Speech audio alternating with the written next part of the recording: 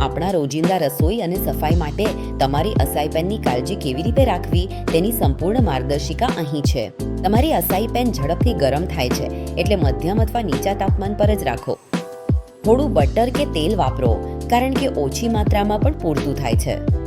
જો તમને સાધનોની જરૂર હોય તો લાકડા કે સિલિકોનના સાધનો પસંદ કરો, કારણ કે એ વધુ નરમ હોય છે. રસોઈ પછી પેનને ધોવા પહેલાં થોડીવાર ઠંડી થવા દો. હાથથી ધોવું શ્રેષ્ઠ છે, કારણ કે ડિશવોશર ઘણીવાર વધારે કઠોર સાબિત થાય છે. હળવેથી ઘસો અને પછી નરમ ટુવાલથી સૂકવી લો.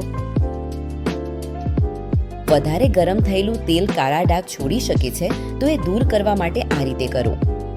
પેનમાં થોડું પાણી ઉમેરો અને ઉકાળવા દો. આગ ધીમી કરો અને 4 થી 5 મિનિટ સુધી ઉકાળવા દો.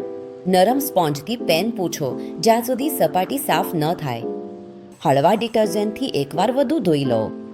સારી રીતે ધોઈને સૂકવી લો. તમારી અસાઈ પેનને સીઝન કરવા માટે પહેલા નરમ સિલિકોન બ્રશથી તેલની પાતળી પરત લગાવો. ખાતરી કરો કે આખી સપાટી પર તેલ લગાવાયું છે. પછી વધારાનું તેલ સાફ માઇક્રોફાઇબર ટુવાલ અથવા ટિશ્યુથી પૂંછો.